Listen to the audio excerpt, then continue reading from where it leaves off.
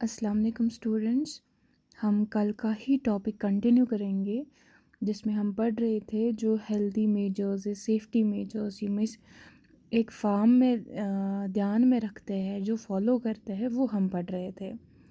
तो अब उसी का आगे हम एक टॉपिक पढ़ते हैं, that is safety measures during the process. यानी कि आप कोई भी चीज़ कर रहे हो फार्म में, तो क्या क्या चीज़ें ध्यान में रखनी है, कौन से सेफ्टी मेजर्स आपको ध्यान में रखने हैं, वो हमें आज पढ़ना है।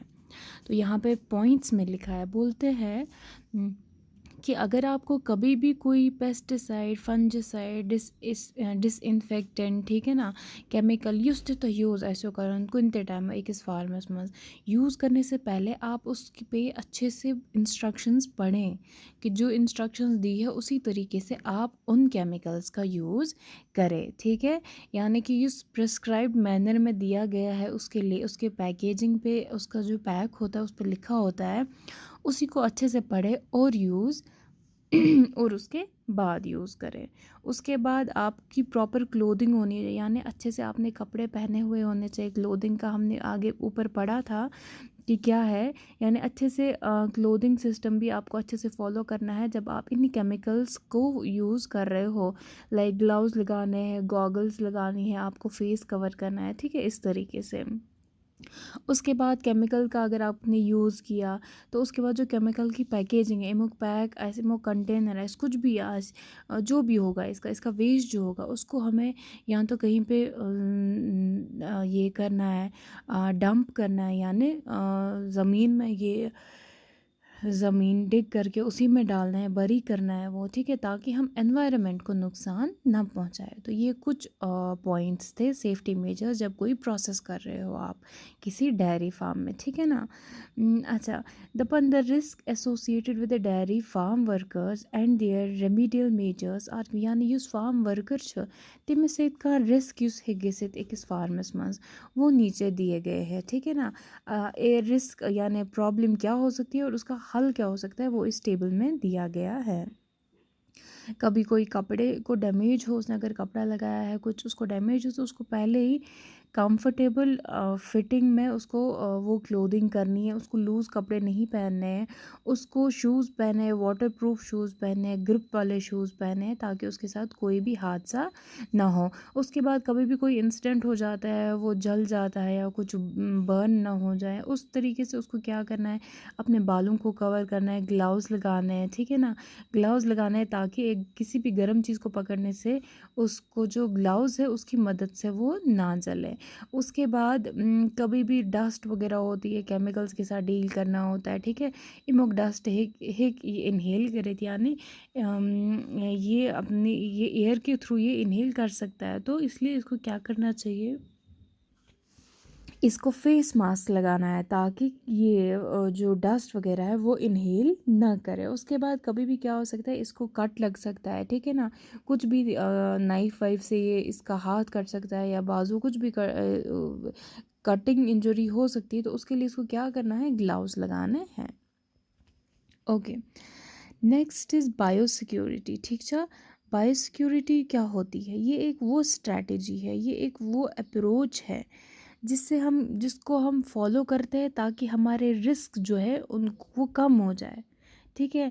एनिमल हेल्थ में जो रिस्क आती है, उन पे जो रिस्क होती है ये बीमारियों की, ठीक है, उन सब को कम करना है। उनकी सेफ्टी के लिए जो हमें स्ट्रैटेजी, जो हमें अप्रोच लेना है, that is known as biosecurity, ठीक है। तो बायोसिक्योरिटी का इस्तेमाल किया है ताकि लॉस ना हो, कोई डिज़ीज़ ना हो एनिमल्स में, ठीक है, कोई गलत इस्तेमाल ना हो चीज़ों का, ठीक है। हम बोल सकते हैं एनिमल्स की हेल्थ और उनकी सेफ्टी के लिए हम बायोसिक्योरिटी की स्ट्रैटेजीज़ जो है उनको अप्लाई करते हैं और उनको फॉलो करते हैं। अब वो स्ट्रैटेजीज़ क्या है, basic principles and general practices for biosecurity जो है वो नीचे दी गई है।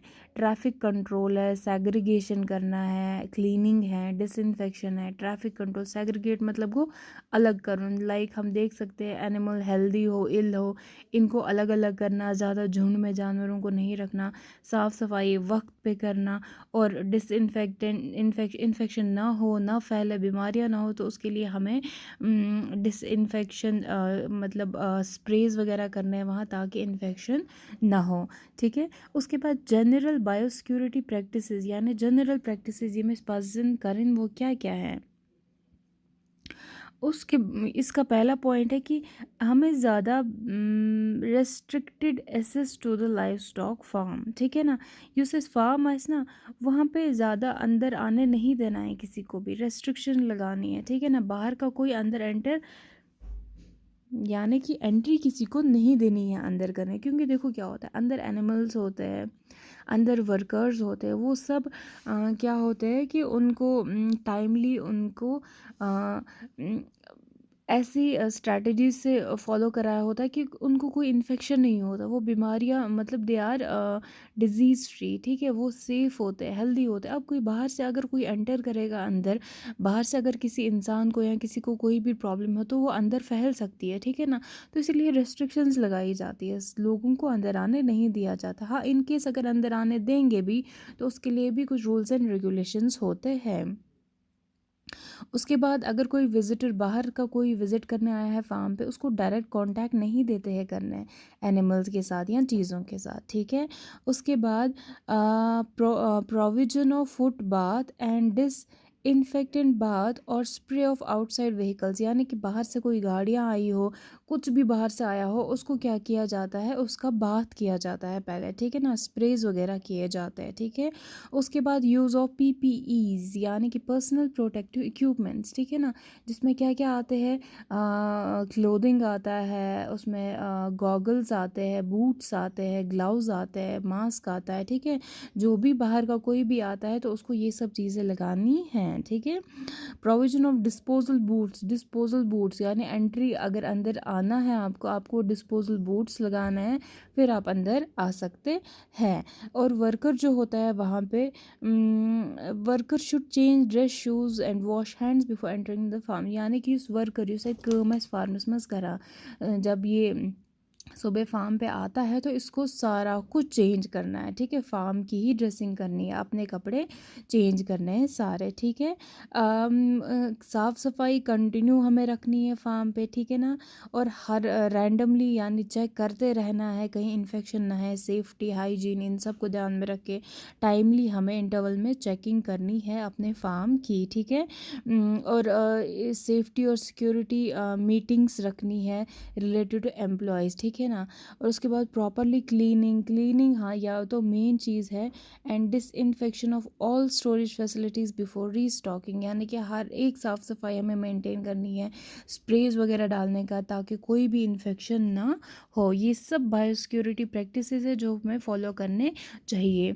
इससे मैं आपको एक थोड़ा सा अपना एक्सपीरियंस बताऊं, हम जब बाहर गए थे भोपाल, तो हमें वहाँ पे फार्म विजिट्स होते थे रोज़। ठीक है, तो हमें एक बारी एक फार्म पे लिया, वहाँ फार्म पे क्या था, वहाँ पे सिर्फ मेल बुल्स थे। ठीक है, मेल बुल्स रखे थे अंदर फार्म में। वो बुल्स वहाँ पे क्यों थे, फॉर आर्टिफिशियल इंसेमिनेशन, यानी कि स्पर्म कलेक्ट किया जाता था बुल से, पछ वही स्पर्म अंडर लैब प्रोसेसेस क्या किया जाता है, उसी स्पर्म को फिर अलग अलग फार्म्स में सप्लाई किया जाता है, जो फिर इंसर्ट किया जाता है कहाँ, फीमेल काउस में। ठीक है, ताकि काफ यानी इनकी पॉपुलेशन ये करने के लिए। ठीक है, यानी काफ वगैरह ग्रो करने के लिए। यूसुफ फार्मस वो पर्टिकुलर किन के लिए था, बुल्स के लिए, वहाँ बुल्स के लिए ही किया जाता था सब कुछ। ठीक है, जब हम उस फार्म में एंटर हुए, तो हमें अंदर जाने ही नहीं दिया फार्म में, हमें एक हॉल में बिठाया, आगे एक टीवी प्रोजेक्टर लगाया आगे, जिस पे सारा ये वीडियोस ये कैमरास लगे थे फार्म में, और उन्हीं कैमरास के थ्रू हमें दिखाया जी अंदर क्या क्या है। हमें अंदर क्यों जाने नहीं दिया, क्योंकि जो वहाँ बुल्स वगैरह थे वो सारे हेल्दी थे, उनमें किसी को बीमारियां वगैरह नहीं थी। तो वहाँ ये था कि अगर बाहर से विजिटर्स आएंगे तो इनकी वजह से किन को असर पड़ेगा, बुल्स को जो वहाँ फार्म में है। तो ये मैं इसी बायोसिक्योरिटी पे मुझे ये याद आया, इसमें हमें एक बार जब गए थे, तो कहना यही है कि एक फार्म को डिजीज़ से, एनिमल्स को डिजीज़ से सब बचाने के लिए कैसे रिस्ट्रिक्ट किया जाता है, रोका जाता है विजिटर्स को। हम अगर गए भी, हमें टीवी पे सारा दिखाया कि क्या है अंदर क्या नहीं है। तो यहाँ पे पिक्चर्स है, sign board showing restricted entry of the farm, ठीक है। और फुटबाथ देखो, अंदर गेट से पहले पानी है, ठीक है, तो पानी के थ्रू चलना है ताकि हमारे जूते वगैरह वो सारे धुल जाए, ठीक है। फुटबाथ लिया जाता है। और दूसरी यहाँ पे और एक है farm worker cleaning the paddock, जहाँ पे गाय वगैरह होती है, कैसे साफ़ कर रहे हैं, क्लीनिंग शेड विद वाटर, ठीक है। उसके बाद डिस्पोजल ऑफ कारकास, ठीक है ना, कारकास, यानी कि ये तो ऑब्वियस है, हम चाहे जितना भी सेफ्टी मेजर्स है, लेकिन डेथ जो है नेचुरल है, ये होती ही होती है, ठीक है। तो इसी में बोला गया है कि death is a normal part of any animal production system, ठीक है। डिस्पाइट हम कितना भी बेस्ट एफर्ट लगाए कि हमारे जानवर को बीमारी ना हो, ये हेल्दी रहे, but still death is a natural process, ये होती ही होती है। तो अभी बोलते हैं लार्ज नंबर ऑफ एनिमल्स का may die as a result of, जब कोई फ्लड आएगा, स्टॉर्म आएगा, ठीक है ना, इस वजह से बहुत सारे एनिमल्स मर सकते हैं। लेकिन पर्टिकुलरली इंडिविजुअल लेवल पे डेथ अगर होती है तो हमें क्या करना चाहिए, बरी करना चाहिए, उनको जलाना चाहिए, कंपोस्ट, यानी कि ताकि बाकी एनिमल्स पे कोई असर ना पड़े, तो हमें उनको दफन करना चाहिए, ठीक है, यहाँ तो जला देना चाहिए। तो ये हमारा सिक्योरिटी हेल्दी जो सेफ्टी मेजर्स थे डेयरी फार्म में, किन किन चीज़ों का हमें ध्यान रखना है कि हमारे एनिमल्स को इन्फेक्शन ना हो, हमारे वर्कर्स ठीक रहे, हमारा फार्म ठीक रहे, हमारे फार्म में इंसिडेंट ना हो, कोई भी किसी को इंजरी ना हो, ना वर्कर को ना एनिमल को। यानी एक कामयाब डेयरी फार्म को चलाने के लिए हमें ये इम्पॉर्टेंट ये जो चीज़ें थी इस यूनिट में, वो उनको फॉलो करना है। तो यहाँ पे हमारा ये ख़त्म होता है यूनिट। तो इंशाल्लाह कल हम इसका असेसमेंट पोर्शन करेंगे।